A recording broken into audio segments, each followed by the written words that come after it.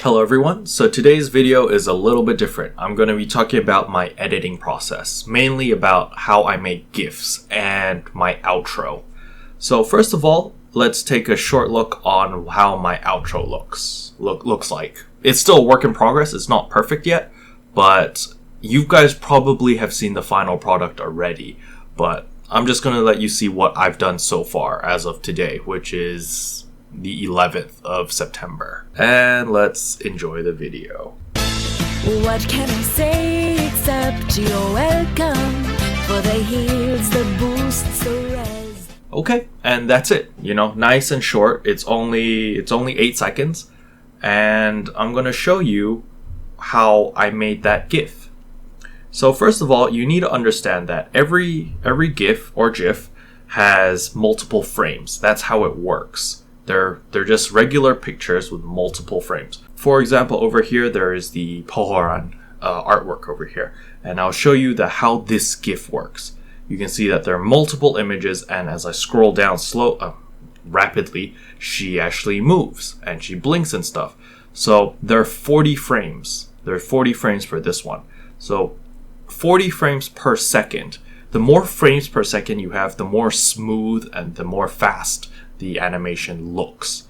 So in this case, 40 is more than enough, because on YouTube, most of my videos are 24 FPS or 30 FPS, so it doesn't really matter that much. But let me show you how I worked with Jun So-yeon. So with Jun So-yeon, first of all, I found the artwork on DeviantArt, and I asked over here, the GIF, and then I asked the artist if I could actually use it. The artist is over here. It's called Pro Forever or Pour Forever, and he gave me permission to use it. So that is step one. If you have artwork that you find online that you really like, make sure to ask the artist for permission. Never use art without permission. It's not a good business practice. So after you get permission, then you can look at his art. You see that his GIF has 40 frames as well. It's moving really slow, but my computer's lagging a little bit. But you can see that there's 40 frames. So with 40 frames, what I had to do was I had to pull out his GIF into picture form. So you can see here, there's pictures from 1 all the way to 40. All the way to 40 over here. So the reason I had to do this is because his GIF has a background. As you can see here, his GIF has a white background with his signature over here. But since I already got permission from him and all he wanted was me to give credit to him, I decided to take off all of the background as well as remove his signature from the GIF, because I was going to credit him in another way anyway. So you can see here in my final, after using some Photoshop, I removed all of the background, so there's no more white, and I also removed the signature, which was over here. So you can see here that the picture moves, but there's just there's no signature and there's no white background, which is great. So after you've got that, so you've got picture 1 to picture 40, right? So you open up your editing software. In my case, I use Final Cut Pro. So with Final Cut Pro, the first thing you want to do is you want to put a backdrop. You want to put like a green backdrop. Okay, it's quite easy. You click over here at the T, and then you go to solids. After solids, there's a green one called iMovie. Just take that and drag it down here, and you'll have a background. You won't have the Jun So-yeon dancing over there, but you'll have a green background. So as for the Jun So-yeon, how does she actually move? So let me show you how the GIF works over here, just to give you an example. So you can see that she's actually moving on my screen, right? And she's looping for several seconds. So the reason, okay, good, you can still see a bit there. So the reason why she's looping like that is because there are multiple pictures. So I'll show you here as I zoom in.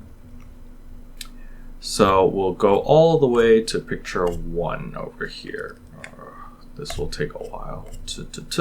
So over here, you can see that this is Jun So-yeon. Let me go away.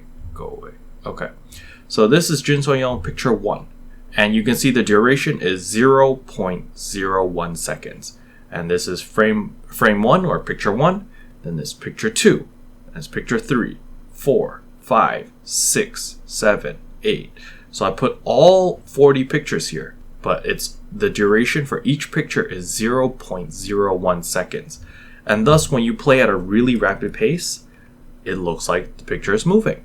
And that's how I got this GIF working. So the reason why I put the green background is because I'm actually going to put this GIF on a different background. I don't want to just have a white background on it. I want it to be like a PNG file where it's transparent, where you can see the background behind the GIF. So you render it. You just click render over here, render it at 1080p, and then it will give you this file over here. So you'll have a regular MP4 video, which is named on whatever you want to call it, and I'll play it right here. And that's it, she will just be moving on a green background. So after you have this MP4 format video, you can go to your outro or whatever video that you're working on. So for me, this is my outro at the moment. It's probably not the final thing that you guys have seen already, but this is what I have at the moment. And today is September 11th at the moment. So over here, you can see that I have multiple layers. That I have my old video at the background, my old outro, mainly because I wanted the music and the fade out and fade in and everything to be in sync as my old videos. That way I don't need to tinker too much with my YouTube settings. So then I put on my new background, which I liked. I just picked one that I really enjoyed, and then again, always credit the artist. And then I put on the Jun So-yeon. So after putting in this, the animation, it's not going to be transparent like how you see mine over here, how you see, you can see the background, right?